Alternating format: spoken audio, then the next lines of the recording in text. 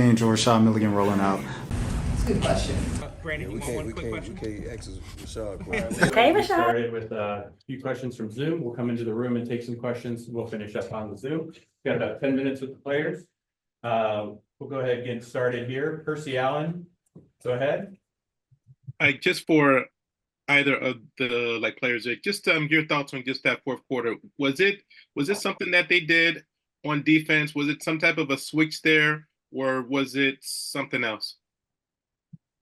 Yeah, I think they had fire and we gassed out. I think we didn't step up the energy in that fourth quarter. There are many reasons, but a team like that, you can't, there's no way you're winning the game with the 2-point quarter.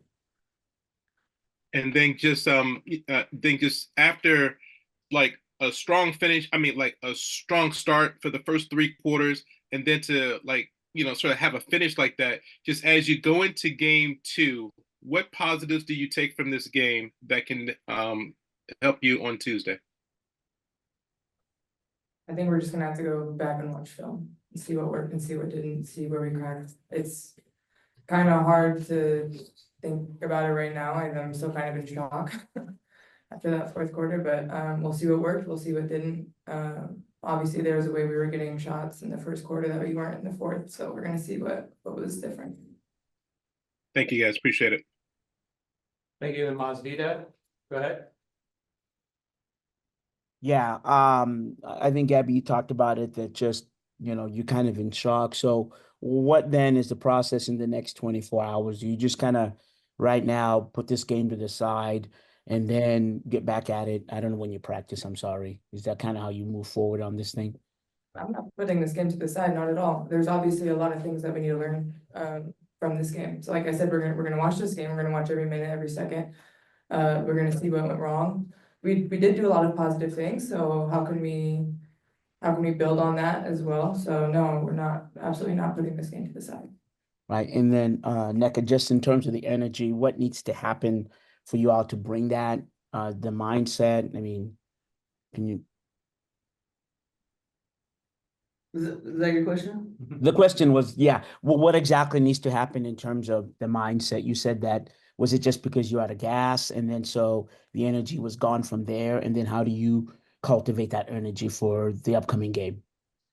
Well, today we experienced a great start, which is, to me, has been our Achilles heel the whole season. And so we have to be able to finish, we have to put together 4 quarters of high energy. And that's a mindset, not a skill set. So we're gonna come in with that attitude. Thank you. You're in the room. Kareem, go ahead.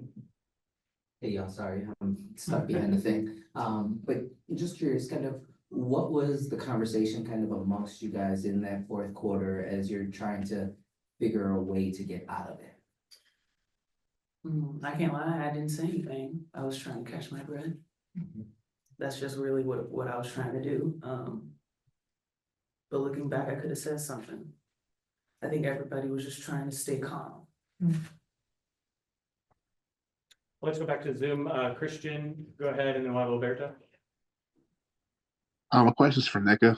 After scoring 13 points in that first half, I think in the second half you didn't score. In those double teams, Vegas was coming at you. I was kind of wondering what you were seeing as far as players not really moving, taking available of the actions, or just not really taking available of the space.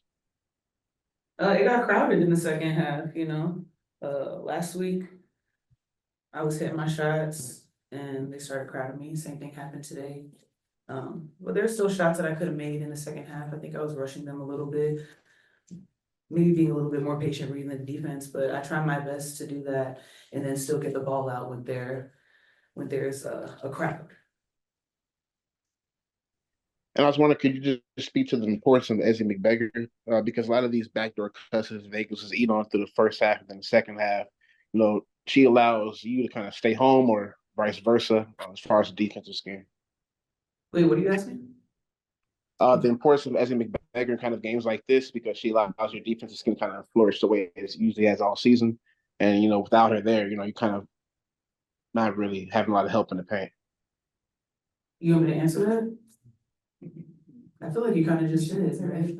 I mean, she's the closer, you know, like, yeah, she's a big piece. She's a big, especially on defense, she's a big defensive piece that we miss. And we have to fill those gaps some way, somehow. Playing defense is definitely different without her, but we have to figure out how to do it. But we do miss her. Berta, go ahead.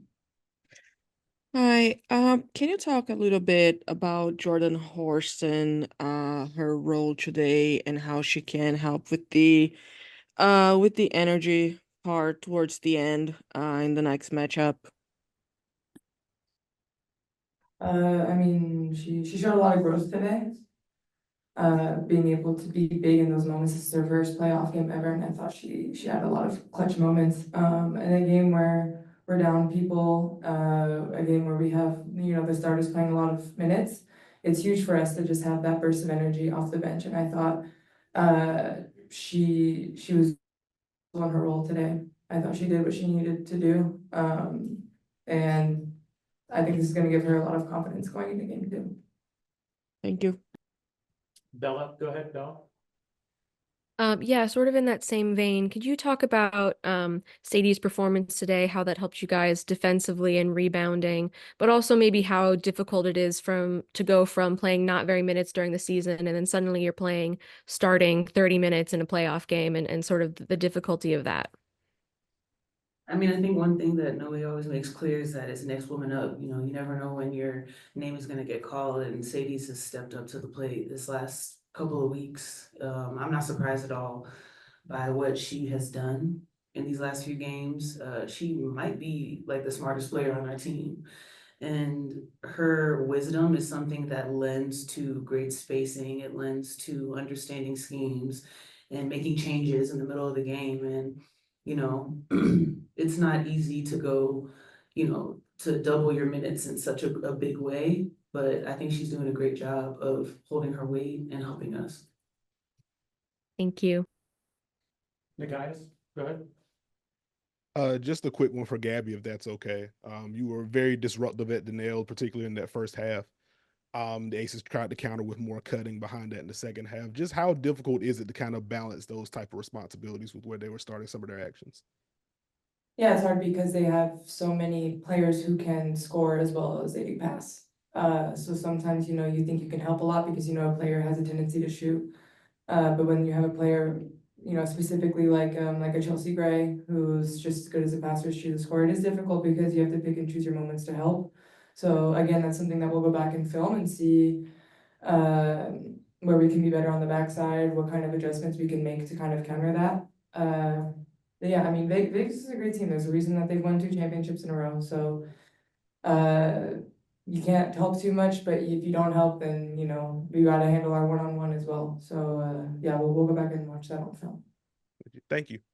Got time for a few more in the room. Go ahead. This is for either of you. Was there something that they did different in the second half in regards to catching a burst, or was there something you guys broke down defensively wise?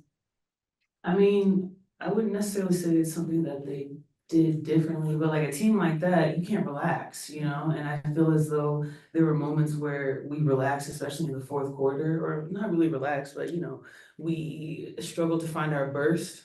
And that's a team you can't, you know, that's just a team you can't do that against. And nobody said it at halftime. She said, if you turn it over, it's buckets on the other side. And so that's something that we don't take lightly at all, but we have to find ourselves in those moments. All right, that's all time we have for the players. We'll have Coach Quinn in here in just a moment. Thank you. Thanks, ladies. Thank you. Thank you. It's good to see you playing. Oh, thanks, Caroline. Thank you.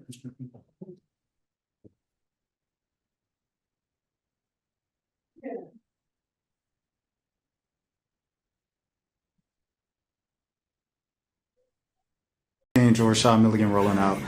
That's a good question. Brandon, you want one quick question? We can't ask Rashad question. Hey, Rashad.